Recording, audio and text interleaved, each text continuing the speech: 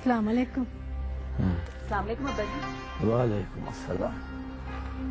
दे आए दावत पीर साहब को? हाँ दे आया हूँ। जरीना मिली थी? हाँ मिली थी। क्या कर रही थी अब्बा जी? जूते साफ कर रही थी हवेली की बीवियों के। हाय मैं मर गई।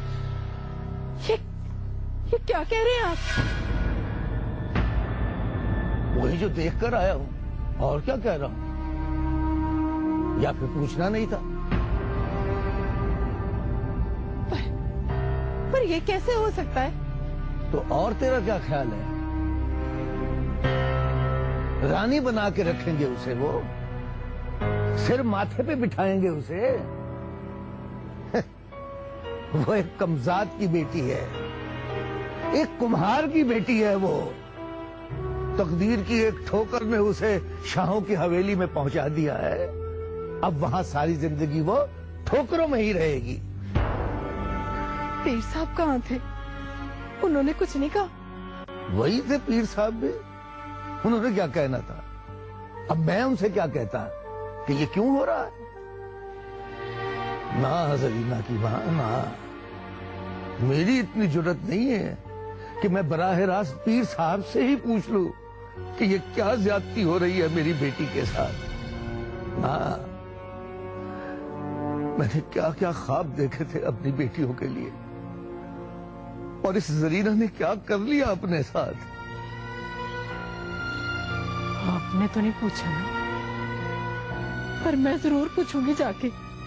बड़ी बीबी साहबा से पूछूंगी कि मेरी जरीना के साथ ऐसा जुल्म क्यों हो रहा है, क्यों हो रहा है ये जुल्म। तो तुम समझती हो कि तुम्हारे साथ यहाँ जुल्म हो रहा है? हाँ, अब तक तो नहीं समझती थी, लेकिन अब लगने लगा है मुझे ऐसा। कहना क्या चाहती हो तुम? मुझे रजिया की शादी में जाना है शाहजी। एक तो मुझे ये बात समझ नहीं आती कि एक बात पहले से तयशुदा है कि तुम इस हवेली से बाहर नहीं जाओगी, तो बार बार बहस क्यों करती हो? मेरी बहन है वो, आज भी आके चली जाएगी। आखिरी बार मिलने ने रुखसत कराऊंगी उसको, तो क्या बिगड़ जाएगा आपका?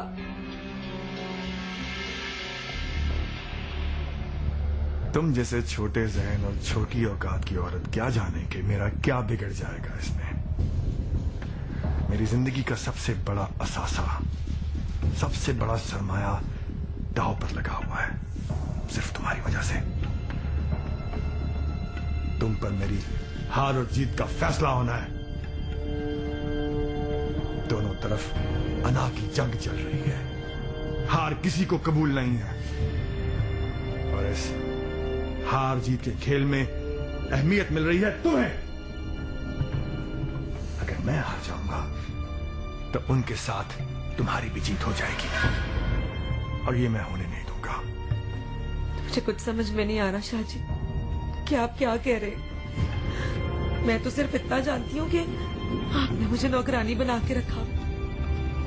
नौकरानियों की भी छुट्टी होती है, और फिर मैं तो अपनी बहन की शादी में जाने के लिए आपसे छुट्टी मांग रही हूँ।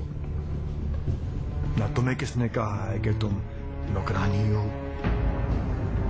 तुम नौकरानी नहीं हो, तुम गुलाम हो, गुलाम। और गुलाम की छुट्टी नहीं होती। जो मर्जी समझ ले,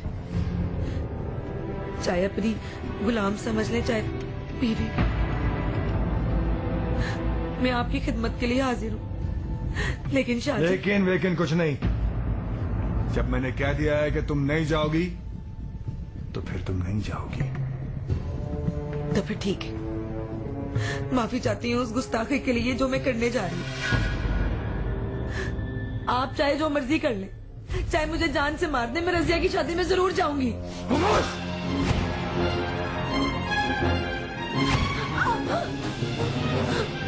बदज़बानी करती हो? क्या समझती हो? तुम्हें मार के मैं आजाद कर दूंगा? नहीं, मैं तुम्हें जिंदा रखूंगा, तड़पाता रहूंगा।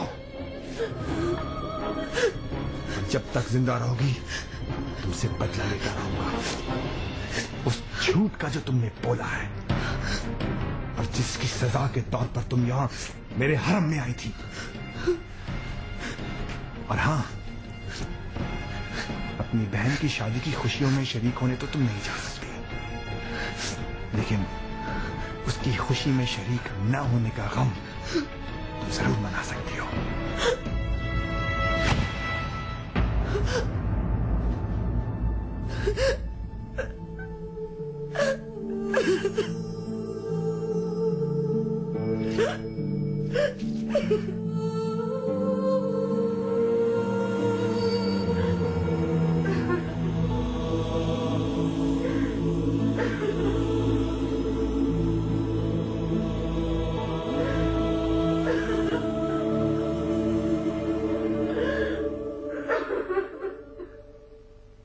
सलाम पीर साहब। सलाम पीर साहब। आइए फिर साहब, जाइए मौलवी साहब को बुलाइए। आइए फिर साहब। बिस्मिल्लाह। अस्सलाम वालेकुम बीबी साहबा। आइए। मौलानी जी बहुत बहुत मुबारक हो। वालेकुम अस्सलाम। बहुत मेहरबानी आपकी, आप आ गई। बीबी साहबा, वो जरीना नहीं आई? मौलानी जी वो जरीना की तबीयत बहुत खराब थी। मैंने सोचा उसकी तबीयत ज्यादा खराब ना हो जाए तो वो घर पर ही आराम करे। अच्छा, आइए आइए। चलो। सलाम पीर साहब। सलाम पीर साहब।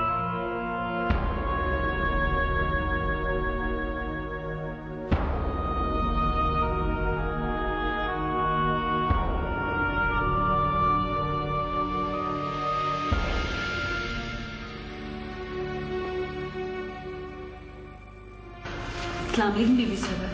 वालेकुम अस्सलाम। खुश रहो। अम्मा, जरीना नहीं आई? अब जरीना की तबीयत खराब थी, इसीलिए मैंने उसे लेकर आई।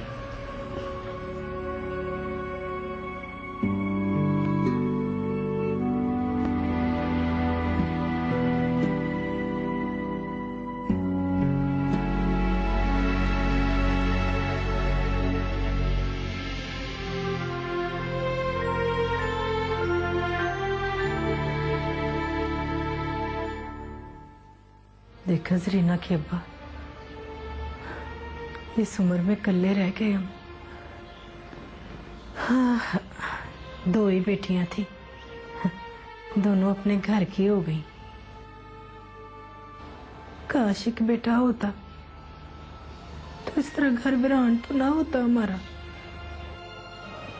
अल्लाह का लाख लाख शुक्र अदा कर कि बेटियों के फर्ज से फारिग हो गए।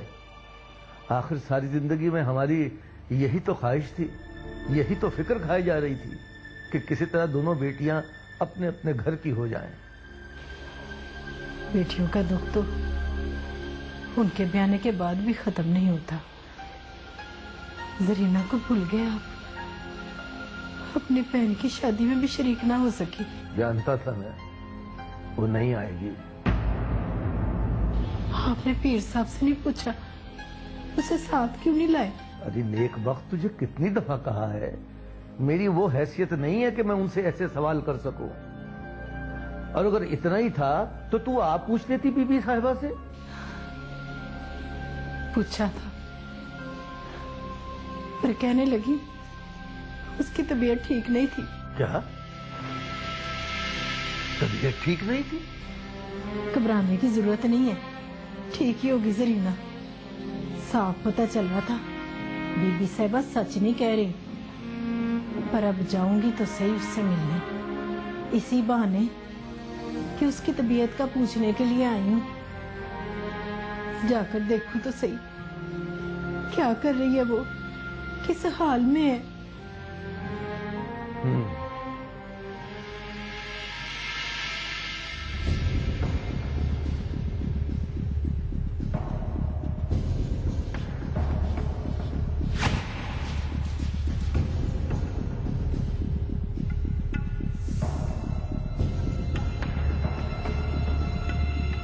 ध्यान से करो।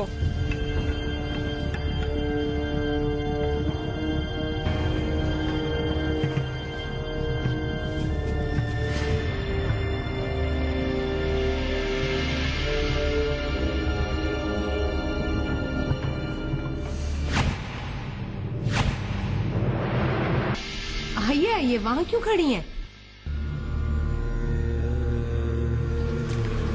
आइए। कैसी हैं आप?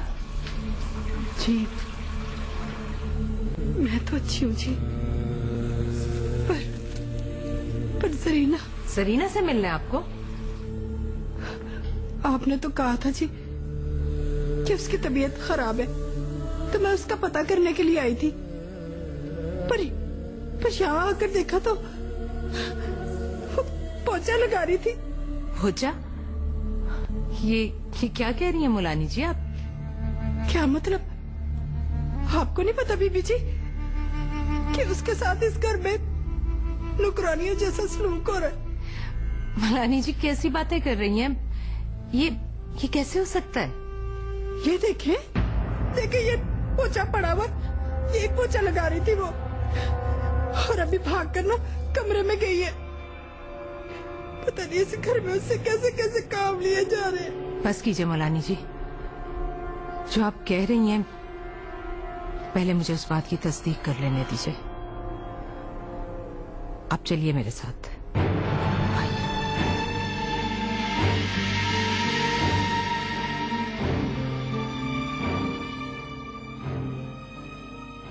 सरीना बेटा बताओ तो सही, तुम्हें हुआ क्या है?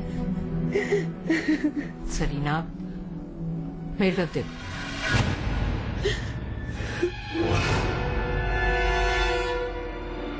ये तुम्हारे माथे पर निशान कैसा है? सरीना किसने मारा है तुम्हें? बोलो, बताओ मुझे। सरीना चुप ना रहो। अगर तुम आज खामोश रहोगी ना तो तुम पर हमेशा इसी तरह हाथ उठाया जाता रहेगा, और फिर तुम्हारे लिए कोई कुछ नहीं कर सकेगा। मुझे बताओ किसने मारा है तुम्हें? किसने हाथ उठाया तुम पर? कौन हो सकता है अम्मा जान, सिवाय शादी के? इसका मतलब है सबके पर निकल आए। अम्मा जान आप बात न कीजिएगा, कहीं वो बुराई न मना जाए। तो जो मुझे बुरा लग रहा है उसका क्या? मैं तुम्हारी माँ से नजरें नहीं मिला सकती। मुझे शर्मिंदा न करे बीबी साहबा। शर्मिंदा तो मैं हो रही हूँ मुलानी साहिबा आपके सामने। मुझे इस बात का बहुत अफसोस है, यहाँ सरीना के साथ ऐसा सुलूक किया जा रहा है, मुझे खबर तक नहीं। मैं बात करती हूँ यास्मीन से। बस तुम चुप करो और अपनी अम्मा के पास बैठो। मैं कुछ खाने के लिए भिजवाती हूँ।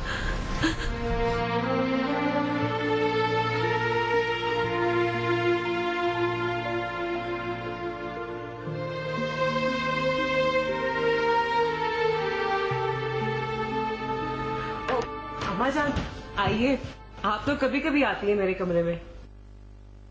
आज भी मजबूर होकर आई हूँ मैं। यास्मीन, तुमने जरीना से घर के सारे काम करवाए हैं मुलाजमाओं की तरह? जी मैं नहीं। मेरी बात का सीधा सीधा जवाब दो। क्या तुमने जरीना से कहा है कि वो सारे काम तुम्हारे खुद करे, तुम्हारे जूते साफ करे और मर्दाने के फर्श का पोछा लगाए? अम्मा जान मैं कौन होती हूँ जरीना पर हुक्म चलाने वाली? अच्छा, इसका मतलब है जरीना झूठ बोल रही है और ये सारे काम वो खुद अपनी मर्जी से कर रही है। वो अम्मा जी, वो मैं शाहजी के कहने पर उससे घर के काम करवा रही हूँ, वरना मैं क्यों कहूंगी उसे घर के काम करने के लिए? वैसे भी मैं भी उतनी मजबूर हूँ जितनी जरीना मजबूर है, और आप तो जानती हैं शाहजी के सामने हम सब बेबस हैं। और हाँ, फौजिया भी वही थी जब शाहजी ने मुझसे कहा था कि जरीना को फारिग ना रहने दो, उससे घर के काम करवाओ, है ना फौजिया? जी अम्मा जान। ठीक है, मैं जरीना से भी बात करूंगी। अगर उसने झूठ बोला तो उसकी सरजनिश होगी, और मैं रजब से भी पूछूंगी। अगर रजब ने ऐसा कहा है तो उससे भी पूछा जाएगा।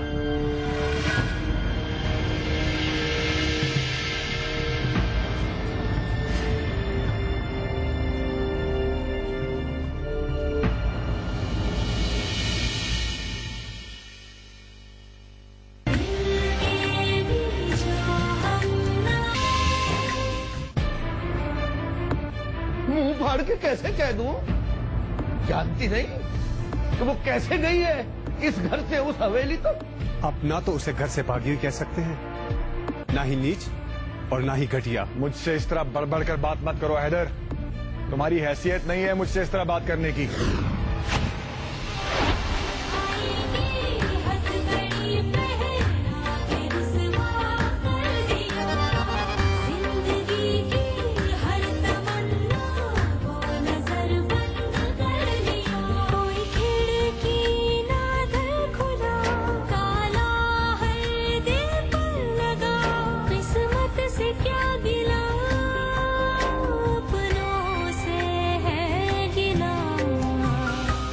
जैसी गहरी आंखों में खिलने लगी